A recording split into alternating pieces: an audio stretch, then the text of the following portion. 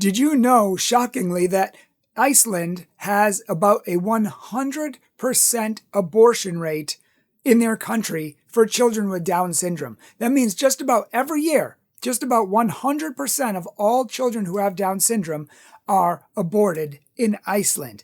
I mean, it's such an epidemic that even the United Nations and the Human Rights Council called them out, criticizing them for their treatment of Down syndrome people. And in fact, one of the spokesmen from the Philippines said that Iceland should take immediate action and effective steps to stop discrimination against persons with disability, particularly those with Down syndrome. Can you imagine these beautiful little children being exterminated in an entire country?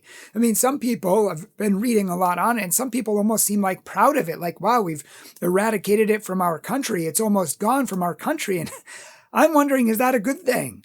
Like, Hitler wanted to eradicate the Jews from his country and a lot of elderly and diseased and sick, but how did he do it? That's the question.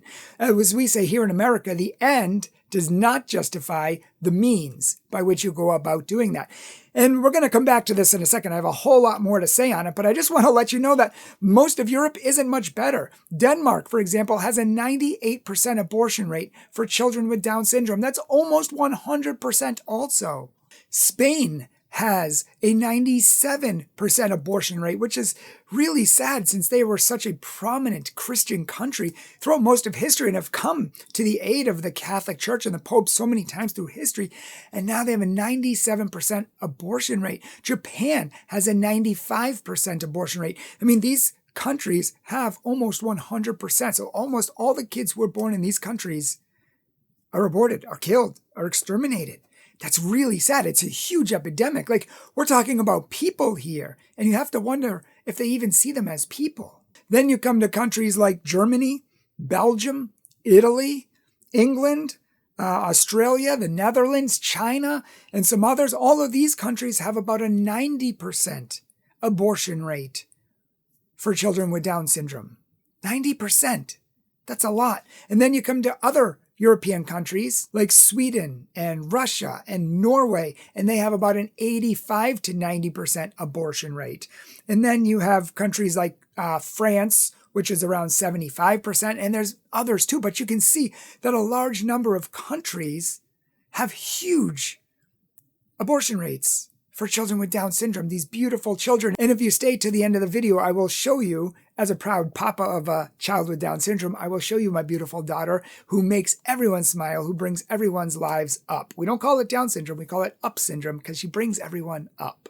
And where does the United States fit in all of this? And there are other countries as well, but the United States has a range between 67 to about 75%. Some people estimate about 70 to 75% of all children here in the United States, a country that, champions progress and scientific advancement and medical advancement, still has about a 75% abortion rate for children with Down syndrome and disabilities, other disabilities as well. And that's a lot. And why wouldn't they? Why wouldn't they? Because a lot of the doctors, the geneticists, the nurses, so many of them counsel you or pressure you or recommend again and again and again for you to terminate your pregnancy. Do you want to terminate your pregnancy? If you want to terminate your pregnancy, and if you just casually say, no, I don't want to, oh, well, then they feel the need to fill you in on all the horrible stuff that can happen. Oh, they could die, or it could be worse than death. They could still be living and be like a vegetable, or they could have this, or it might not be this. You might have a worse disease. They try to scare you into terminating your pregnancy, which is why, I wonder why it's so high. And if you look at the genetic testing, why are we doing genetic testing? They used to tell us, oh, we want to know the sex of your baby, whether it's a boy or a girl. That's not the reason they do genetic testing. They want to know if you have any genetic defects or any abnormalities so that you can know if you want to abort and terminate your child, if you want to stop the pregnancy. That's the nice political term. Oh, you're stopping the pregnancy. They don't tell you you're actually killing your kid. And I mean, I've seen the movie Terminator. I know what it means to terminate a pregnancy. You're terminating the life inside your womb. And they just treat it like it's casual. These people, it almost seems like they're animals, like just casual can casually and callously recommend abortion as if it's like drinking Kool-Aid. Oh, you're just stopping your pregnancy. Oh, you're just not going through with it. Oh, you're just terminating the pregnancy. No, you're terminating the life within you, your own child. And they have no problem, no conscience, apparently, recommending this. And thankfully, a lot of doctors who have done thousands and thousands of abortions are finally converting to Christianity and repenting of their sins and speaking out against this barbarity. My wife and I struggled with this for most of our pregnancy with our daughter. They constant pressure to terminate the pregnancy. And I finally told one of the doctors that I'm not going to murder my own child. And he got very uncomfortable. And I said, why would you even suggest that? Why would I murder my own daughter? So this is a huge problem. We need to see these wonderful children as people. And here's a bit weirder thing. After they're born, they have every free service under the sun available to them. At least in Connecticut and certain states around this area, we have every free service given to them to help them in every way they need. And all the doctors and all the nurses come out of the woodworks and say, oh, do you know how beautiful these children are? Everyone just loves them. You're going to be so happy. And people like physical therapists and other therapists come up to me and be like, of all the people I've worked with, I just love the children with Down syndrome. They're my absolute favorite. They just bring so much joy to people's lives. They bring so much happiness to people's lives. You're going to love it. It is the weirdest disconnect. They're horrible. They're going to kill you. You're going to kill them. They're all going to have diseases. It's going to be terrible. Oh, it's going to be the best thing in your life. Oh, you're going to love it. They bring so much joy to everyone. Now, they might just be trying to make you feel better, but there is a weird disconnect in between it. They're either a child or they're not. They're either a gift from God or they're not. And I have heard of the most barbaric things happening in this country for poor little Down syndrome children. Like people who find out in the hospital that their kid came out with Down syndrome. They get up and they walk away. They leave it at the hospital. They don't want the child. They just leave it for anyone to take. Or the doctors say it's going to die. We need to take life-saving measures. And they say, no, don't. I don't want it. And they just let it die. These people turn into barbarians. Like you think of like the old 500, 600, 700 AD when everyone was at war. Everyone's killing everyone. You wonder if anyone's humane. And yet it seems like we're doing that today. People are just leaving them on the streets or in doorsteps or just with nannies because they don't want them. Can you imagine being with your child for 9 months and falling in love with them and touching your stomach, feeling them kick, falling in love, and then it's not what you expected, so you just walk out.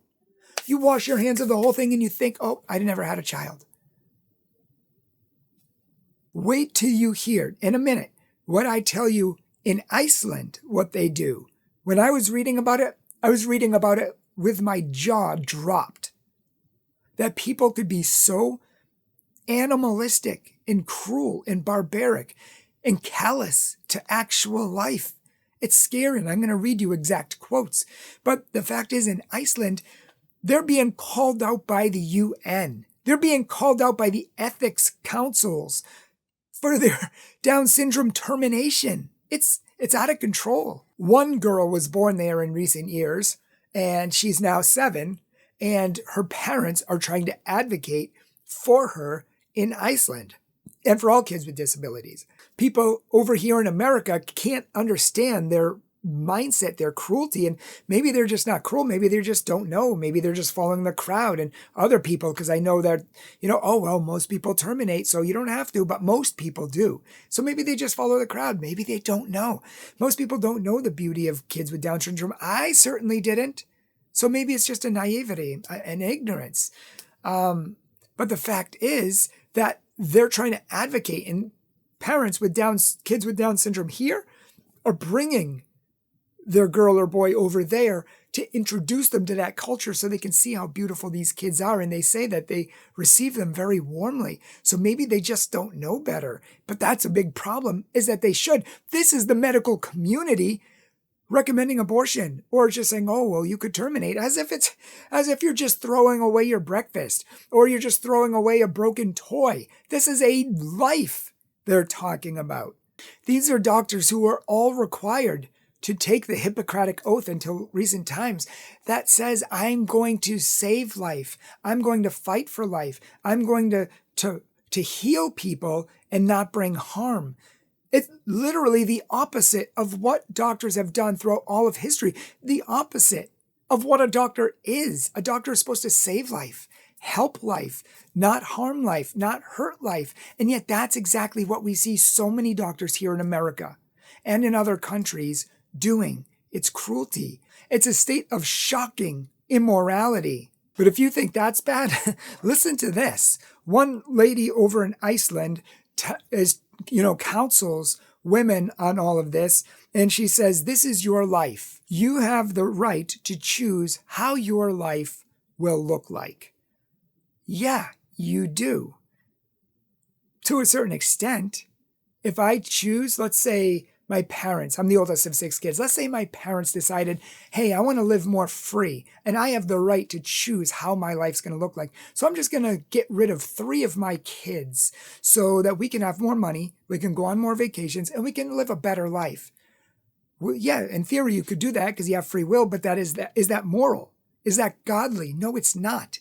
You can't just do with whatever you want with your life. You can't go make a baby and then say, oh, I don't want that baby. Oh, this is the way I envision my life. You should have thought about that before you had sexual relations. The bottom line is you don't get to do whatever you want. You can't make your life look like whatever you want when it comes to other people who have lives, who have hearts, who have brains, who have souls, who are children of God. You can't just exterminate and extinguish people because you want your life to look like that. That's the height of selfishness and godlessness. This is how calloused and without conscience some of these people seem. Look at this.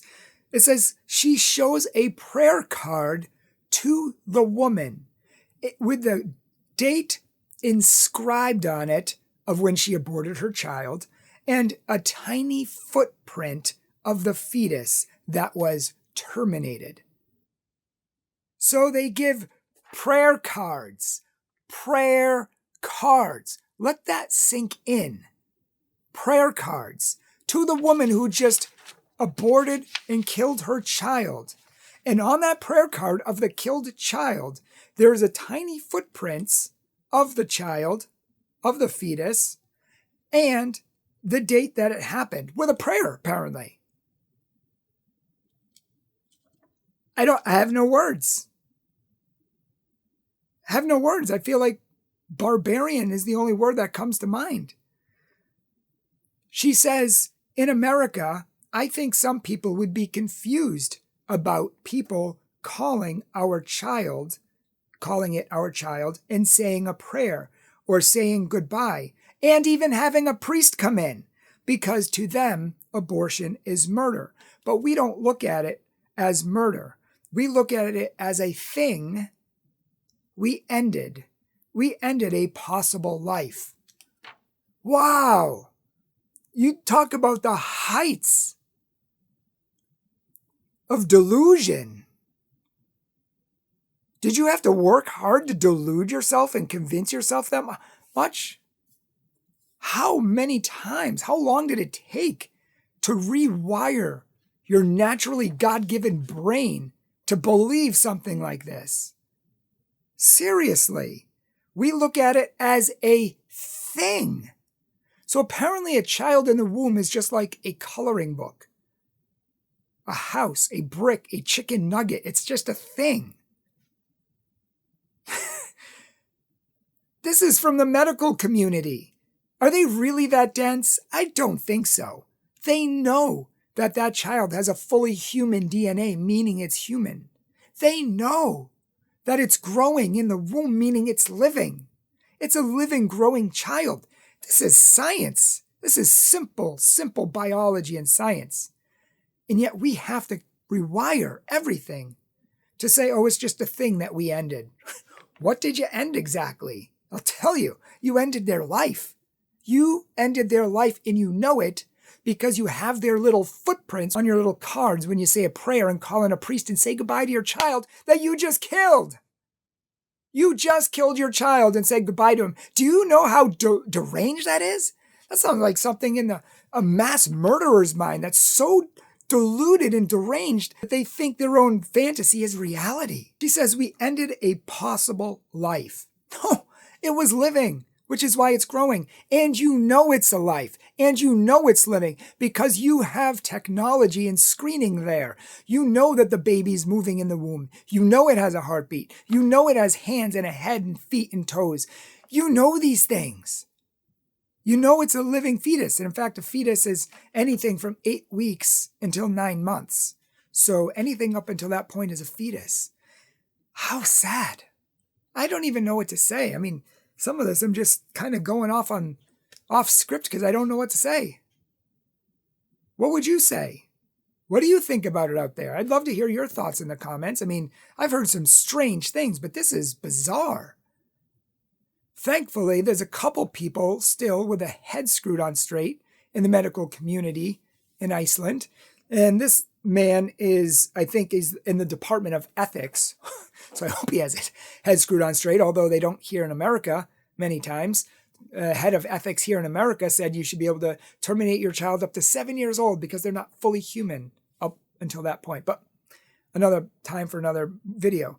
He says this, my understanding is that we have basically eradicated almost Down syndrome from our society, that there is hardly ever a child with Down syndrome in Iceland anymore. And someone asked him, well, what happens when it's completely a 100% termination rate? What do you think about Icelandic society? And he says, well, it reflects a relatively heavy-handed genetic counseling. Same here in the United States. It's horrible. It's disgusting. And he says, I don't think that kind of heavy-handed genetic counseling is desirable. In fact, you're having an impact on decisions that are not medical in a way.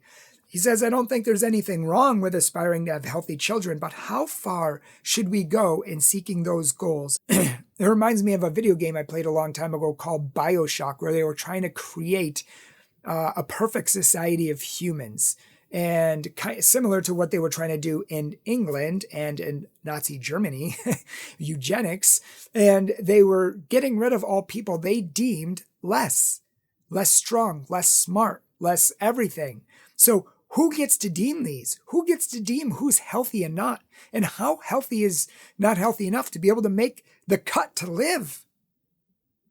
These are really horrible questions. Here in the United States, we have a basic constitution, and we have a basic rights of amendment, which say that everyone has the right to life, liberty, and the pursuit of happiness in that order. Life, liberty, and the pursuit of happiness. Why? Because we are one nation under God, and God is the one who gives all life, and God is the one who gives us life. Can we imagine?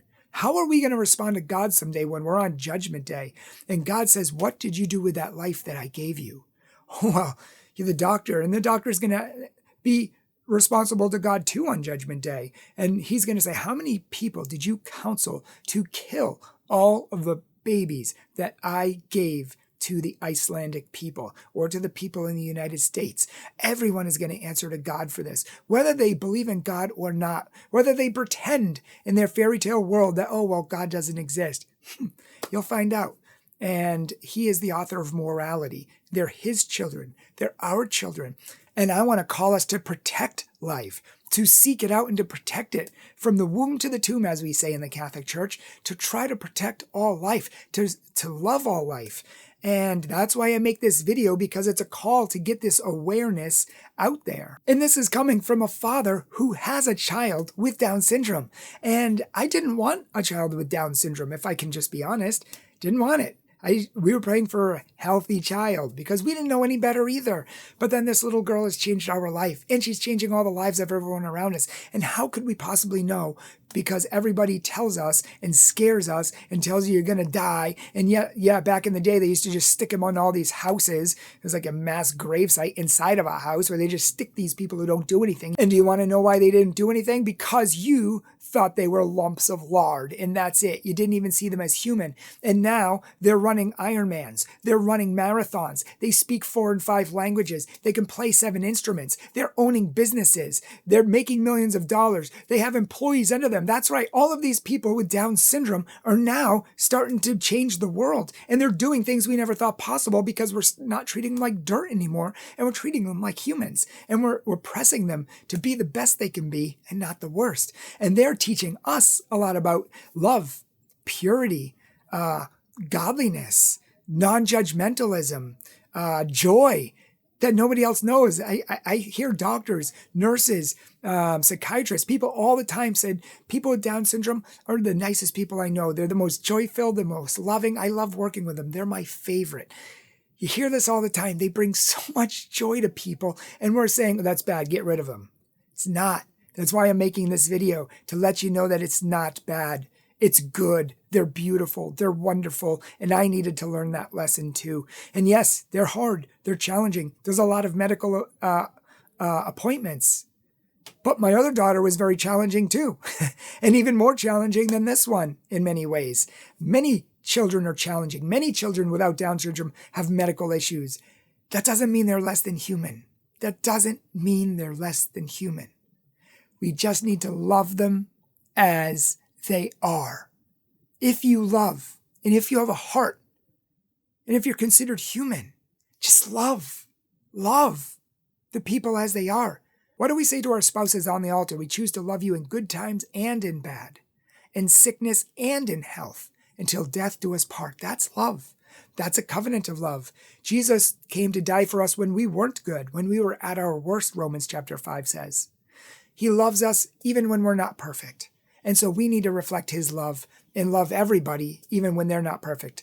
People with Down syndrome, they love everybody, even when we're not perfect. And even when we don't know how to love, they still love us. And they teach us a lot of lessons, which we've forgotten, just don't know, or need to be reminded of. Woo. Say hi. Look, are you on there? Yeah, what is that? Hi. Hi. Can you say hi to everybody? Hi. Hi. Oh, good girl.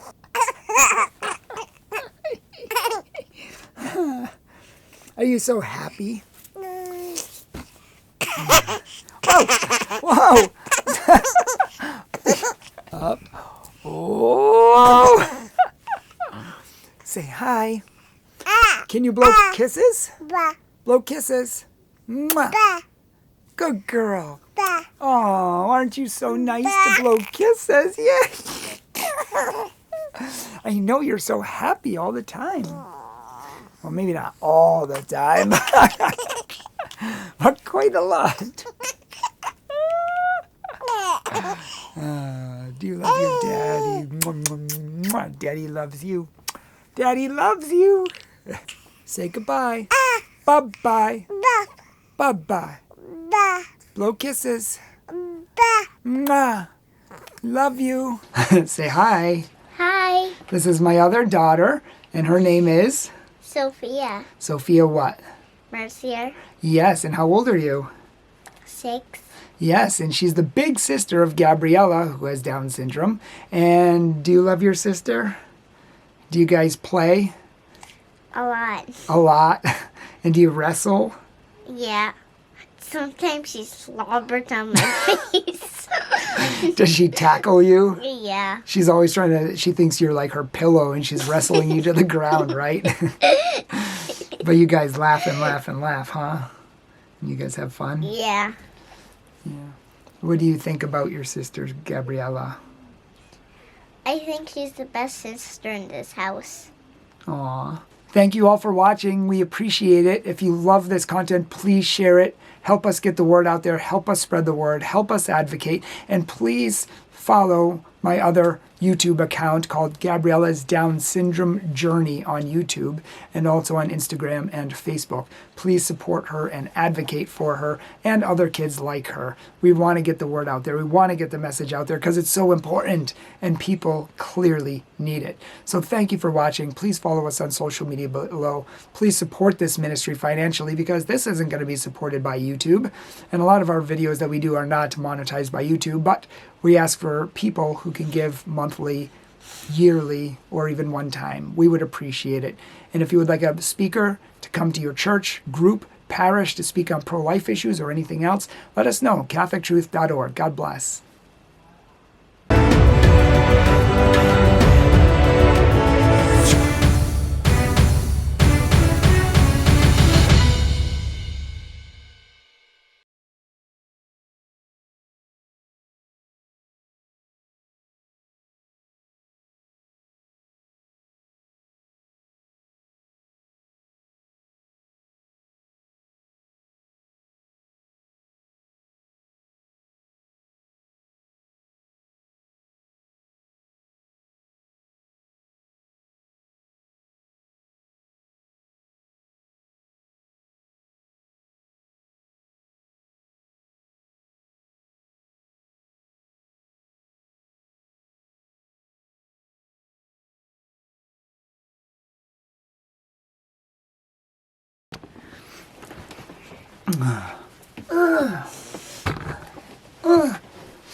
Say hi.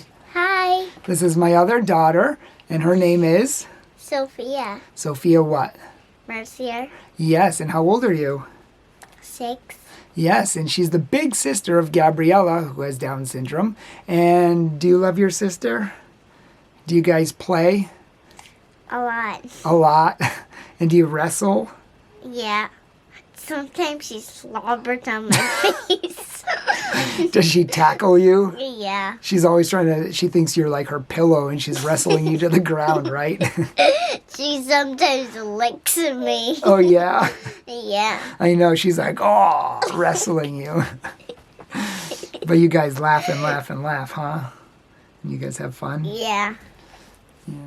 What do you think about your sister, Gabriella? I think she's the best sister in this house. Aw, you love her? That's great. All right.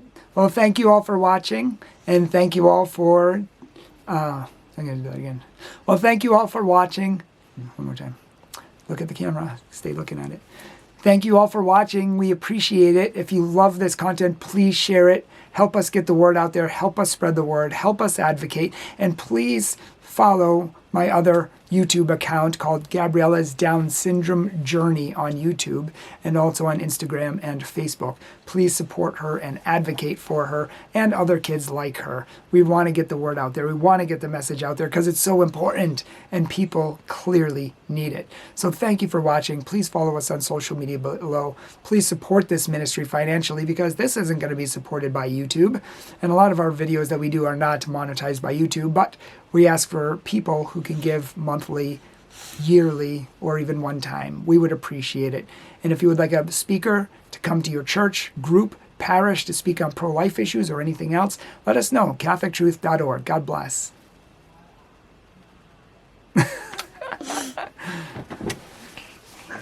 Thank you. You're welcome.